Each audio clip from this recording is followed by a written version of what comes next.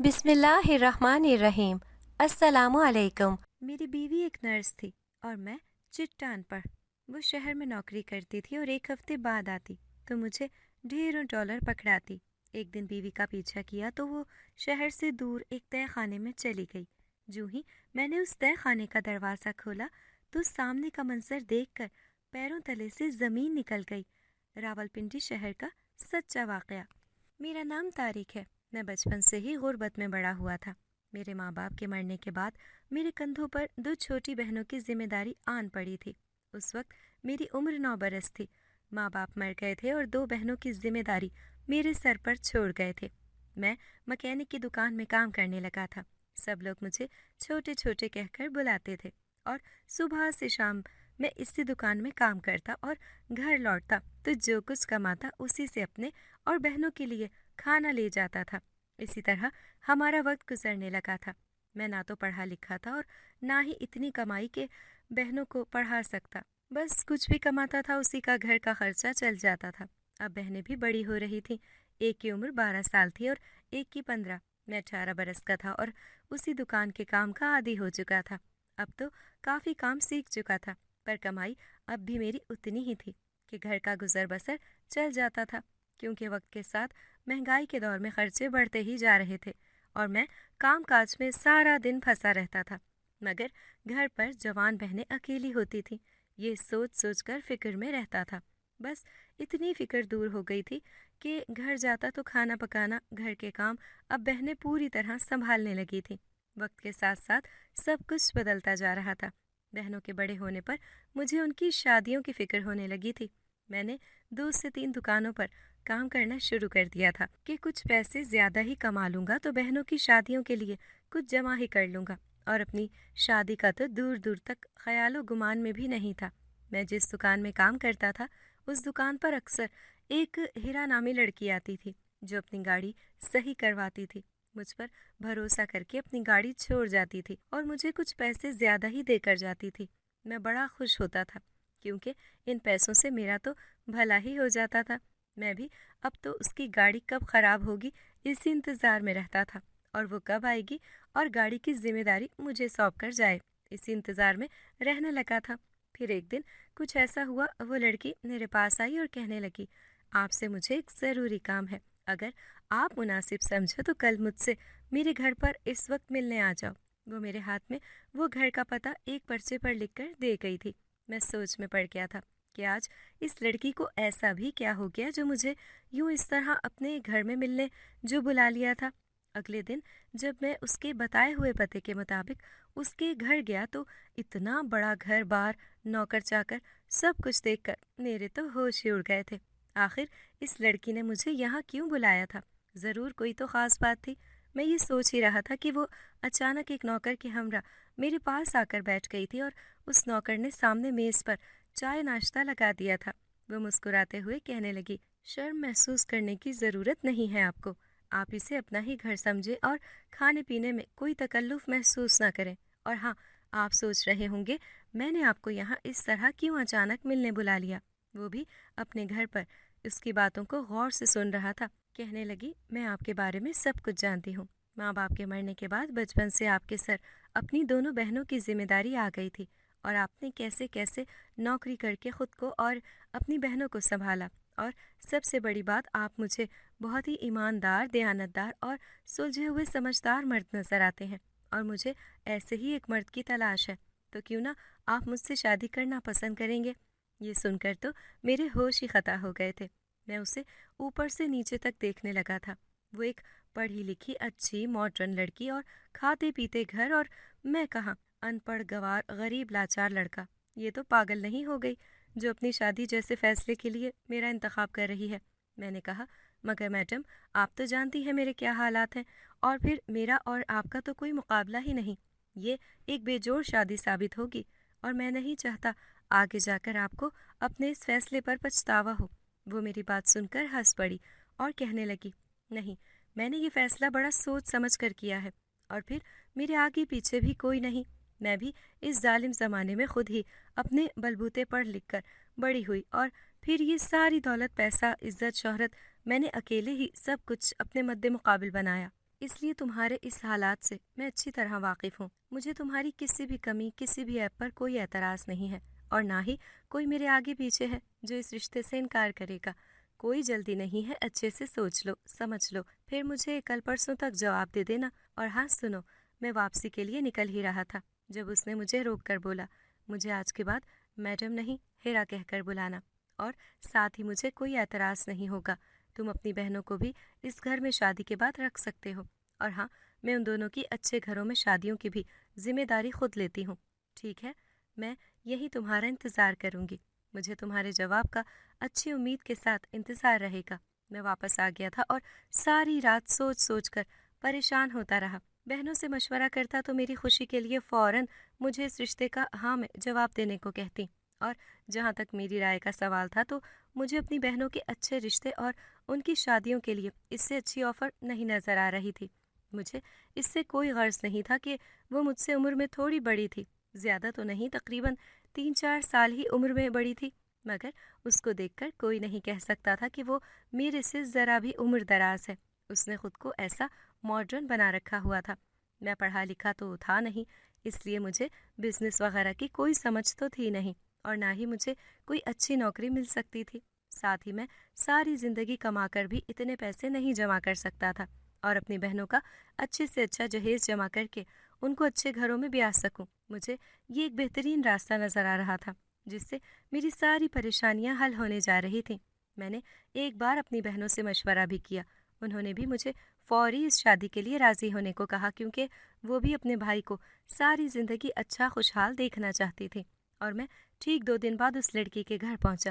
اس نے نوکر سے کہہ کر پھر چائے ناشتے کا انتظام کروایا اور مجھ سے مسکراتے ہوئے کہنے لگی، تو مسٹر، کیا سوچا پھر آپ نے؟ میں نے کہا، ٹھیک ہے، میں راضی ہوں۔ بس وہ بھی خوشی خوشی راضی ہو گئی، اور اس نے مجھے کورٹ لے جا کر ہم دونوں نے کورٹ میرج کر لی تھی۔ کچھ ہی دنوں میں اور میری بہنیں ہیرا کے گھر شفٹ ہو گئے تھے۔ یہاں آ کر اس نے ایک دن بیٹھ کر رات کھانے پر ہم لوگوں کو ساری تفصیل بتائی، اس کے جینے کا طور طریقہ، اور ساتھ ہی اپنی نوکری کے بارے میں بتایا۔ کہنے لگی، میں شہر میں ایک نرس کی نوکری کرتی ہوں، اور ہفتے میں ایک بار ہی یہاں آتی ہوں، اور مجھے ہی سب کچھ دیکھنا ہوتا ہے۔ اپنا بزنس وغیرہ تو ایسا کرتے ہیں گھر بار میرے پیچھے سے آپ لوگ دیکھ لینا۔ بہنوں نے کہا، بھابھی آپ گھر کی فکر نہ کریں، ہم گھر سنبھال لیں گے، اور بھائی بھی ساتھ ہی ہوں گے، ہمیں کوئی اعتراض نہیں۔ پھر ہیرا کہنے لگی، بس پھر تو مجھے یہ سب فکر کرنے کی ضرورت ہی نہیں ہے، اور ہاں، جیسے ہی کوئی اچھے رشتے نظر میں آتے ہیں ہم ان دونوں کی شادی کے بارے میں سوچیں گے۔ مجھے اپنی بیوی ہیرا کی بات سے کوئی اعتراض نہیں تھا، وہ عادت اخلاق کی بھی اچھی تھی، نہ کوئی روک ٹوک اور نہ ہی کوئی زور زبردستی، بلکہ ہم بہن بھائیوں پر ہی اپنے اتنے بڑے گھر کی ساری ذمہ داری دے دی تھی۔ ہیرا ہر پیر کے دن صبح ہی گھر سے نکل جاتی تھی، اور صرف اتوار کا دن ہی وہ ہمارے ساتھ گھر پر گزارتی تھی، اور ہم سب خوشی خوشی رہنے لگے۔ بلکہ کبھی کبھی مجھے بڑا عجیب لگتا تھا جب وہ گھر سے باہر نوکری کے لیے جاتی۔ میں سوچتا، بیچاری سارا ہفتہ محنت مشقت کرتی ہے، اور میں اس کا شوہر ہونے کے قابل بھی نہیں، کیونکہ میں سارا دن گھر میں پڑا رہتا ہوں۔ میں نے ہیرا سے شادی کے بعد اس کے کہنے پر وہ مکینک کی دکان کی نوکری چھوڑ دی تھی، مگر کبھی کبھی مجھے حیرت ہوتی تھی، جب بھی ہیرا ہفتے میں ایک بار گھر آتی تو مجھے کافی سارے نوٹ دے کر جاتی تھی، جو پاکستانی تو نہیں ہوتے تھے، مگر میں نے اسے یہ بتاتے سنا تھا کہ یہ ڈالر ہیں، انہیں سنبھال کر رکھنا طارق، پاکستانی پیسوں کے مقابلے میں ان کی قیمت بہت ہی زیادہ ہے۔ میں انہیں سنبھال کر رکھتا تھا، اور ضرورت پڑنے پر بینک سے اس کے بدلے پاکستانی روپے لے لیتا تھا۔ آہستہ آہستہ ہیرا نے میری دونوں بہنوں کی بھی اچھے گھروں میں شادیاں کر دی تھی، اور میں بہت خوش تھا۔ شادیاں کر کے میری دونوں بہنیں بڑے شہروں میں چلی گئی تھیں۔ ایک ہفتہ ہیرا جب گھر آئی تو مجھے رات کے کھانے پر خوب سوٹ ووٹ پہنا کر باہر اچھے بڑے ریسٹورنٹ میں لے گئی تھی۔ کہنے لگی، میری جان پہچان کے کچھ لوگ آپ سے ملنا چاہتے ہیں طارق، تو ہمیں آج رات ان کے ساتھ ڈنر پر جانا ہے۔ میں چپ چاپ خاموشی سے اس کے ساتھ چلا گیا تھا۔ وہ لوگ بہت ہی امیر اور پڑھے لکھے لگ رہے تھے، اور ساتھ ہی مجھے تو خوب تیز اور چالاک بھی لگ رہے تھے۔ وہ لوگ تو مجھے ہیرا کے ساتھ بیٹھا دیکھ کر اوپر سے نیچے تک گھور رہے تھے جیسے کسی چیز کی طاق میں ہوں، مگر مجھے تو کچھ زیادہ معلومات نہیں تھی، اس لیے میں بس چپ چاپ بیٹھا تھا، اور ہیرا ہی ان سے انگریزی میں خوب باتیں بنا رہی تھی۔ مجھے ان لوگوں کے بیچ بیٹھ کر کافی شرم محسوس ہو رہی تھی کہ وہ سارے پڑھے لکھے اور میں ان پڑھ گوار۔ مجھے بس اتنا سمجھ آ رہا تھا کہ ہیرا مجھے ان کے سامنے ہسبینڈ اور کوئی دم جیسا انگریزی لفظ بول کر میرا تعارف کروا رہی تھی۔ मुझे हस्बैंड का लफ्ज़ तो समझ आ रहा था, शौहर को कहते हैं, मगर दूसरा लफ्ज़ मेरी समझ से बाहर था। मैं बस उसकी हर बात में उन लोगों के सामने सर हिलाकर हाँ में हाँ मिला रहा था, जो हीरा ने मुझे जाने से पहले ही समझा दिया था। अब हर बार हीरा जब भी आती तो मुझे वही डॉलर देती थी और इसी तरह कुछ ख़ास लोगों से मिलवाने ले जाती थी, और हर बार वो मेरा उन लोगों के सामने वही अंग्रेज़ी 2 अल्फाजों से तारुफ करवाती थी। इसी तरह 3 साल गुजर गए थे। मैं हीरा के साथ बहुत खुश था। कभी कभी सोचता, वो मुझ पर इतना भरोसा करती है, जब भी आती है ढेरों डॉलर दे जाती है, और कभी हीरा ने पलट कर नहीं पूछा कि मैंने कब, कहाँ और कितने पैसे खर्च किए और कहाँ नहीं। मैं खुद को हीरा के काबिल नहीं समझता था, मगर बस आज तक हीरा ने मेरी ज़िंदगी पर इतने बड़े बड़े एहसान किए थे। आजकल के दौर में कौन पढ़ी लिखी औरत एक अनपढ़ गंवार लड़के पर इतना भरोसा करती है और उसे शादी जैसे रिश्ते के लिए अपने काबिल समझती है। और हीरा, जो मुझ पर शादी से अब तक एहसान के एहसान करती आई, और साथ ही मेरी बहनों के भी अच्छे अच्छे घरों में शादियां कर दी थी। मेरी बहनों से शादी के बाद कभी मुलाकात ही नहीं हुई और ना ही कोई राब्ता, क्योंकि मुझे हीरा पर पूरा भरोसा था। वो जब भी आती मैं उससे बहनों की खैरियत मालूम कर लेता था, क्योंकि वो इसी शहर में शादियां करके गई थी जहाँ हीरा नौकरी करती थी। एक रोज़ मेरे घर के फ़ोन पर एक फ़ोन आया। मैंने फ़ोन उठाया तो मेरे ऊपर क़यामत ही टूट पड़ी थी। फ़ोन पर मेरी बहन अफशा थी। मैं अपनी बहनों को ही याद कर रहा था कि अचानक वो फ़ोन कर ही बैठी थी। कहने लगी, भाई भाई हीरा भाभी कहाँ हैं? मुझे उनसे बहुत ही ज़रूरी बात करनी है। वो बहुत अफसरदा लग रही थी और मेरी खैरियत मालूम करते वो रो पड़ी थी। मैंने कहा, क्या हुआ? कहने लगी, आपने तो शादी के बाद से हम लोगों को पलट कर भी नहीं देखा कि हम दोनों बहनें किस हाल में हैं, हम जिंदा भी हैं या नहीं। मुझे सुनकर हैरत का झटका लगा। मैंने कहा, मगर अफशा, मैं तो तुम लोगों की खैरियत हीरा से मालूम करता रहता हूँ। उसने बताया था कि वो तुम लोगों से मिलती रहती है। अफशा कहने लगी, अभी तो भाई ये सब बताने की फुर्सत नहीं है। इस वक्त मैं एक परेशानी में घिरी हुई हूँ और अपने बच्चे को ढूंढ रही हूँ। मैंने कहा, बच्चे को मतलब? मैं मामू बन गया हूँ? और हैरत मुझे इस बात की थी कि हीरा ने मुझे कोई खबर ही नहीं दी। वो तो अफशा और आमना से मिलती रहती थी। अफशा रोने लगी। उसका बच्चा अगवा हो गया था। मैंने जब ये सुना तो मैं भी परेशान होने लगा। मैंने उससे कह दिया था कि हीरा से बात करूंगा और मैं जल्द ही तुम्हारे पास आ जाता हूँ। मेरी बात सुनकर अफशा को थोड़ी तसल्ली हो गई थी, मगर मैं सोच सोच कर परेशान होता जा रहा था कि कैसे उसका बच्चा अगवा हो गया, और वो भी इतना छोटा। मैं हीरा की बगैर इजाज़त के अफशा के पास नहीं जा सकता था। यह सब कुछ हीरा मेरे ज़िम्मे छोड़ कर जाती थी। अगर मेरे पीछे यहाँ कोई ऊंच नीच हो जाती तो मैं अपने आप को कभी माफ़ नहीं कर सकता था। जब उस हफ्ते हीरा घर आई तो मैं उससे बहुत नाराज़ था। मैंने कहा, हीरा, बहुत गलत बात है। मैंने तुम पर इतने सालों से भरोसा किया हुआ है, और यहाँ सब कुछ छोड़कर मैंने कभी अपनी बहनों के पास जाना भी मुनासिब नहीं समझा। पर हमेशा तसल्ली थी कि मेरी बहनों की इत्तला तुमने मुझे हर बार अच्छी ही दे रखी थी। फिर तुमने मुझे क्यों नहीं बताया कि अफशा के यहाँ बेटा हुआ है और मैं मामू बन गया हूँ? हीरा मेरी बात सुनकर कहने लगी थी, ओह सॉरी सॉरी, मैं तो बताना ही भूल गई थी। मगर तुम तो जानते हो मैं कितना मसरूफ़ रहती हूँ अपने कामों में। मेरे प्यारे शौहर जी, मुझे माफ़ कर दो, और हम जल्द ही अफशा से मिलने उसके घर चलेंगे और उसे मुबारकबाद भी दे देंगे, और साथ ही उसके बच्चे के लिए खूब सारे तहाइफ भी ले जाएंगे। मुझे फिर से हैरत हुई कि अभी भी हीरा सब बातों से अनजान है। फिर कैसे कह रही है कि वो मेरी बहनों से मिलती रहती है? उसे अगर अफशा के बच्चे की खबर होती तो वो ये भी जानती होती कि वो बच्चा तो अगवा हो गया था। मैंने हीरा को जब अफशा के बच्चे की तफसील बताई तो वो कहने लगी, मैं मालूम करवाती हूँ कि ये सब कैसे और कहाँ हुआ। तुम बस अफशा से उस अस्पताल का नाम पूछकर बता देना जहाँ उसका बच्चा हुआ था। मैंने फिर से हीरा पर भरोसा कर लिया था कि वो इस मामले में अफशा की मदद ज़रूर करेगी। हीरा ने कहा, अच्छा तारिक, मुझे आपसे ज़रूरी काम है। मैं अपने सारे अकाउंट के पैसे आपके नाम के अकाउंट में ट्रांसफ़र करना चाहती हूँ, और अपना सब कुछ, सारी चीज़ों पर आपका इतना ही हक़ है जितना मेरा। मैं अपना सब कुछ, बैंक बैलेंस, घर बार, सारी दौलत आपके नाम करना चाहती हूँ। मुझे फिर से हैरत होने लगी थी कि मेरी बीवी भला मुझ पर हर बार की तरह इतनी मेहरबान, और वो भी बिल्कुल बेफिक्र होकर अपनी पूरी रजामंदी से। भला हीरा ये सब क्यों कर रही थी? मुझे तो कुछ भी समझ नहीं आ रहा था, मगर हीरा ने ठीक वैसा ही किया। एक वकील को बुलाकर सारे पेपर पर मेरे दस्तखत लिए और फिर बैंक ले जाकर मुझे मेरे नाम का अकाउंट खुलवाया और सारे पैसे मेरे अकाउंट में ट्रांसफ़र कर दिए थे। हम लोग जब घर आए तो मैंने हीरा से इस बारे में पूछा तो कहने लगी, तारिक, मैं ये सब अकेले नहीं संभाल सकती, और मैं नहीं चाहती कि मुझे अगर कुछ भी हो तो तुम्हें किसी भी मुसीबत का सामना करना पड़े। मेरे बाद ये सब संभालना तुम्हारी ही जिम्मेदारी होगी। ये बात जब मैंने सुनी तो मुझे हीरा की फिक्र होने लगी थी कि कहीं हीरा को कोई बीमारी तो नहीं जो वो वक्त रहते अपना सब कुछ मेरे नाम करना चाहती है, और कहीं उसे कुछ हो गया तो। लेकिन हीरा ने इस बारे में मुझे कुछ नहीं बताया था। कहीं तो कुछ था जो मुझसे छुपा रही थी। एक तरफ हीरा से मुतालिक मुझे ये फिक्र अंदर से खा रही थी, और दूसरी तरफ मैंने जब से अफशा के बच्चे की खबर सुनी थी मुझे उससे मिलने की बेचैनी लगी हुई थी। मगर हीरा इस बार भी जल्दी में आई थी और मेरे साथ वो ज़्यादा वक्त गुजार भी नहीं सकी कि मैं उससे कुछ पूछता, और वो आती ही एक दिन के लिए थी और जल्दी जल्दी अपने काम निपटा कर चली जाती थी। और मुझे सिर्फ और सिर्फ अफशा से मिलना था और उसके बच्चे को ढूंढने में मुझे उसकी मदद करनी ही थी, क्योंकि हीरा उसके बच्चे के लिए कुछ करती ऐसा मुमकिन नहीं था। ये तो मैं जान ही चुका था जब हीरा ने झूठ कहा था कि उसे मेरी दोनों बहनों की खबर है। इसलिए मैंने सोच लिया था कि मैं अफशा और आमना से मिलने एक बार ज़रूर जाऊंगा, और इसके लिए मुझे हीरा से चाहे झूठ ही क्यों ना कहना पड़े। मैं हीरा को बिना इत्तला किए अगले ही रोज़ रावलपिंडी शहर के लिए निकल गया था, और अफशा से मिला तो मैं उसे इतने अरसे बाद देखकर बहुत खुश होने लगा। वो भी मुझसे गले लगकर रोने लगी थी। कहने लगी, आपने तो भाई पलटकर देखा भी नहीं, भाई हमारे साथ धोखा हुआ है। सामने ही खड़ी जब मेरी नज़र आमना पर पड़ी तो मैं चौंक गया। उसकी हालत तो बहुत ही बुरी लग रही थी। अफशा कहने लगी, भाई जैसा हम लोग समझते थे ऐसा नहीं है।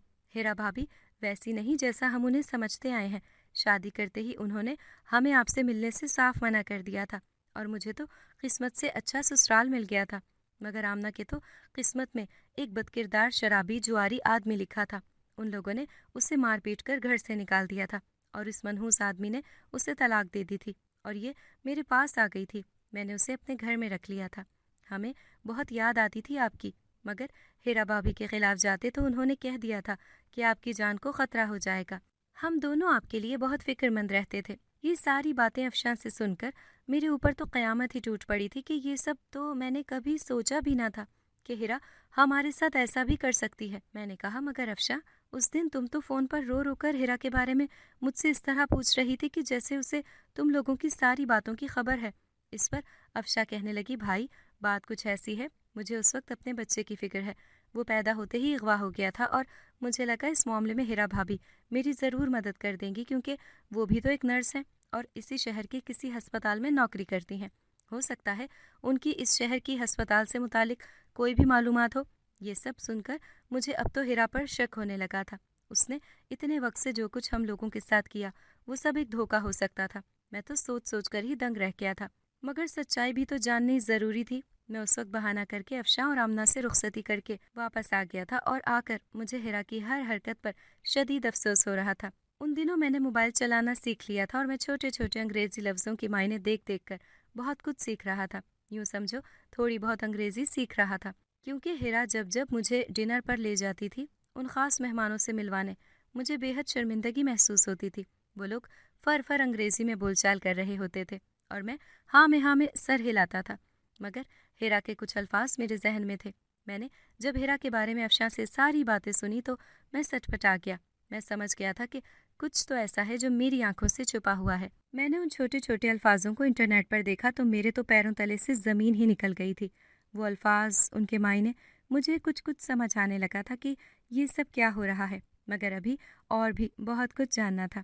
मुझे उस वक्त सिर्फ हीरा के आने का इंतज़ार था। जब वो आई तो मैंने कहा, हीरा यार एक बात पूछूं? वो कहने लगी, हाँ बोलो।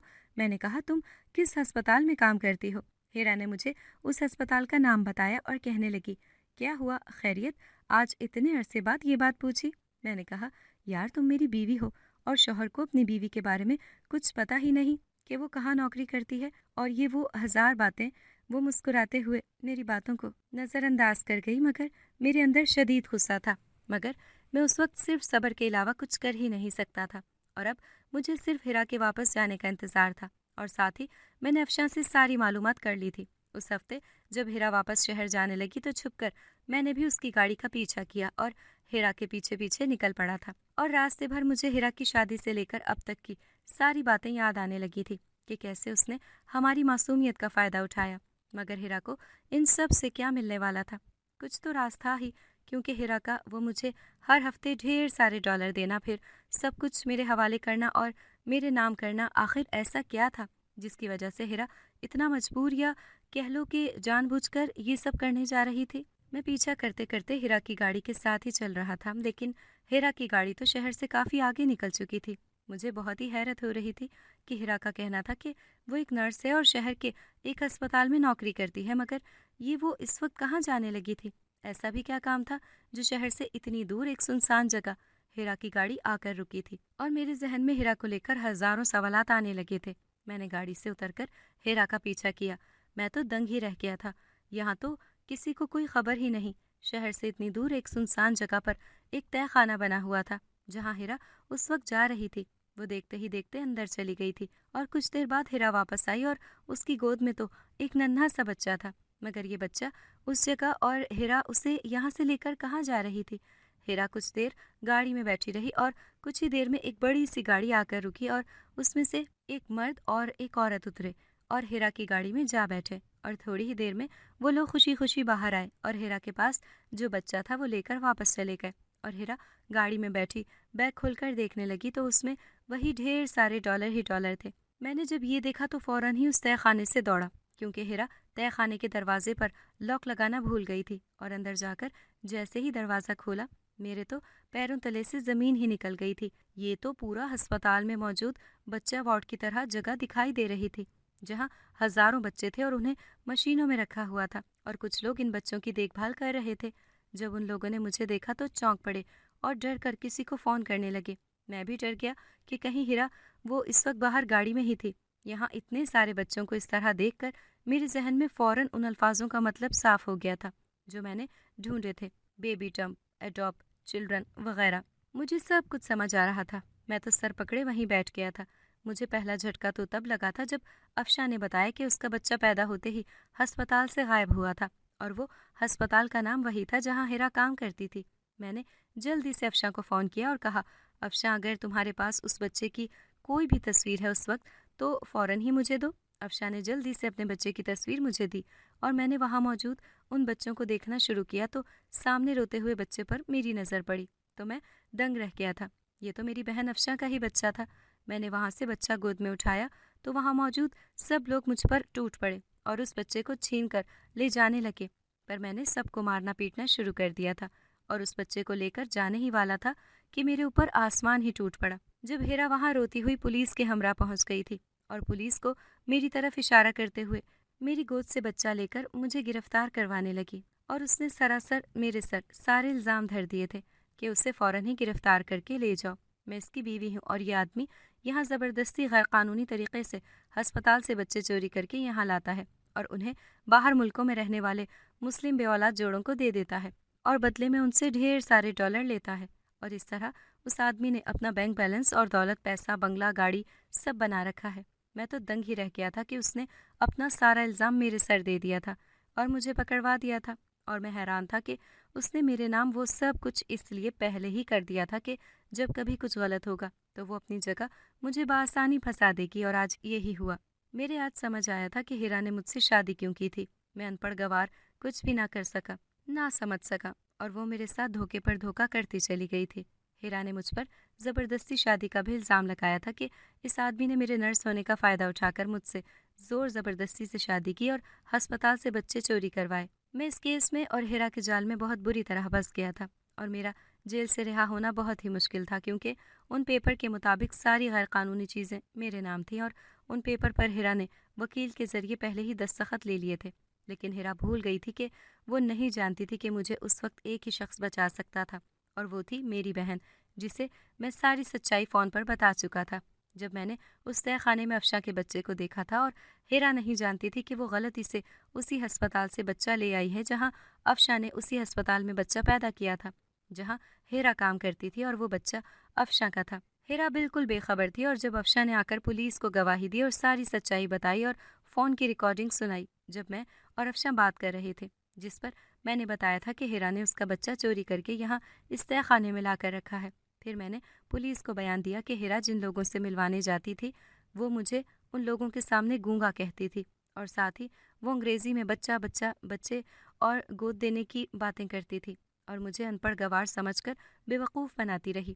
اس طرح میں نے بھی شادی سے اب تک کی پوری کہانی بتائی اور ساتھ ہی جب پولیس نے ہیرا سے جڑے سبھی لوگوں کو گرفتار کیا اور ہسپتال کے ان ڈاکٹروں کو بھی جو سب ان سے ملے ہوئے تھے، ہیرا اور باقی سب گرفتار ہو چکے تھے اور میں واپس آ کر اپنی بہنوں کے ساتھ زندگی گزارنے لگا تھا۔ میں نے آمنہ کا اچھا رشتہ دیکھ کر دوسری شادی کر دی تھی اور افشا کو اپنا بچہ مل گیا تھا اور میں ساری زندگی شادی نہ کرنے کا فیصلہ کر چکا تھا کیونکہ ہیرا کے بعد میرا دل ٹوٹ چکا تھا اور میں کسی پر بھی بھروسہ نہیں کر سکتا تھا۔ سچ چاہے جتنا ہی چھپا لو ایک نہ ایک دن سامنے ضرور آ جاتا ہے اور انسان چاہے پڑھا لکھا ہو یا نہ ہو، اس کی ایمانداری اور اچھائی اسے کبھی زندگی کے کسی بھی موڑ پر مایوس نہیں ہونے دیتی اور اللہ تو ہمیشہ اچھے لوگوں کی مدد کرتا ہے۔ اگر آپ کو ہماری آج کی کہانی پسند آئی ہے تو اسے لائک کریں، شیئر کریں اور چینل کو سبسکرائب کرنا مت بھولیے گا تاکہ آپ کو ہر نئی آنے والی ویڈیو کا نوٹیفیکیشن بر وقت ملتا رہے۔